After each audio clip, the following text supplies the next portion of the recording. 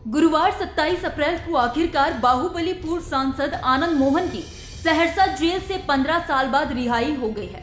आनंद मोहन की रिहाई के बाद अब सियासी गलियारों में चर्चाएं भी शुरू हो गई हैं। लाजमी भी है क्योंकि रिहाई के बाद आनंद मोहन सीधे पटना पहुंचे, जिसके बाद चर्चाएं शुरू हो चुकी हैं।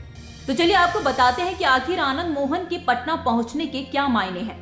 लेकिन उससे पहले आपको बताते चले कि आनंद मोहन गोपालगंज के डीएमए जी कृष्णैया की हत्या के मामले में उम्र कैद की सजा काट रहे थे, जिन्हें गुरुवार को 15 साल बाद जेल से आजाद किया गया। उनके जेल से बाहर निकलने की भव्य तैयारी की गई थी। उनके समर्थकों ने रिहाई से पहले ही मिठाइयां बांटनी शुरू कर दी थी। बाहुबली के स्वागत में सड़कों पर नारेबाजी होती रही। आनंद के स्वागत में सहरसा की सड़कों पर बाइक और कारों का करीब 500 गाड़ियों का काफिला उतर आया। रास्ता जाम हो गया। उनके गांव में 30,000 लोगों के लिए भोज की व्यवस्था भी की गई थी। कार्यक्रम तय हुआ था कि आनंद सहरसा जेल से छूटने के बाद सीधे अपने गांव पंचगछिया जाएंगे। इस दौरान उनके शक्ति प्रदर्शन की तैयारी थी, लेकिन उन्होंने इस दौरान सभी को चौंका दिया। बताया जा रहा है कि वे घर न जाकर सीधे पटना पहुंच गए, जिसके बाद से राजनीति में हलचल शुरू हो गई है। अब बिहार की सियासी गलियारों में इसके अलग ही मायने निकाले जा रहे हैं। अब सवाल खड़ा हो रहा है कि आखिर आनंद मोहन पटना क्यों गए। अब इस सवाल का जवाब रिपोर्ट्स के हवाले से ये दिया जा रहा है कि रिहाई से पहले आनंद मोहन को पटना से जेडीयू के एक बड़े नेता ने कॉल किया था। उन्होंने कहा कि रिहाई का उत्सव ना मनाएं और शांति से सब कुछ होने दे। हालांकि आनंद की रिहाई को गलत बताते हुए नीतीश सरकार पर सवाल भी उठाए जा रहे हैं। इस पर बिहार सरकार के मुख्य सचिव आमिर सुबहानी ने सरकार का पक्ष रखते हुए सफाई दी है। उन्होंने कहा है कि आनंद मोहन को कोई विशेष छूट नहीं दी गई है। उनकी रिहाई भी जेल नियमों के मुताबिक ही हुई है। वहीं अब आनंद मोहन की रिहाई को लेकर राजनीतिक मायने निकाले जा रहे हैं। कहा जा रहा है कि नीतीश कुमार ने राजपूत वोटों में सेंध लगाने के लिए यह कदम उठाया है।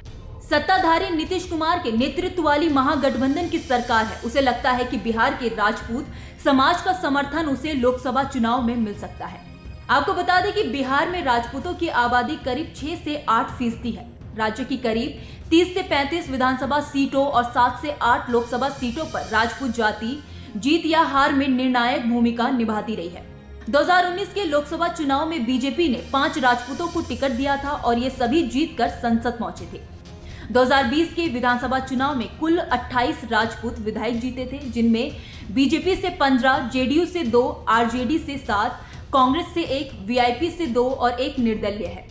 आपको बता दें कि बिहार के गैंगस्टर छोटन शुक्ला की 4 दिसंबर 1994 को हत्या कर दी गई थी, जिससे मुजफ्फरपुर इलाके में तनाव फैल गया था। 5 दिसंबर को हजारों लोग छोटन शुक्ला का शव सड़क पर रखकर प्रदर्शन कर रहे थे। तभी गोपालगंज के तत्कालीन डीएम जी कृष्णैया वहां से गुजर रहे थे। गुस्साए लोगों ने पहले तो उनकी कार पर पथराव किया, फिर उन्हें कार से बाहर निकालकर पीट कर मार डाला। आरोप लगा है कि डीएम की हत्या करने वाली उस भीड़ को आनंद मोहन ने ही उकसाया था। इस मामले में आनंद को 2007 में फांसी की सजा सुनाई गई। 2008 में हाईकोर्ट ने फांसी की सजा को उम्र कैद में बदल दिया था। खैर, अब आनंद मोहन की रिहाई के बाद सीधे पटना पहुंचने को लेकर आपकी क्या राय है, आप हमें कमेंट बॉक्स में जरूर बताइए। साथ ही इस वीडियो को लाइक और शेयर करना ना भूलें। देखते रहिए न्यूज नेशन का डिजिटल प्लेटफॉर्म। धन्यवाद।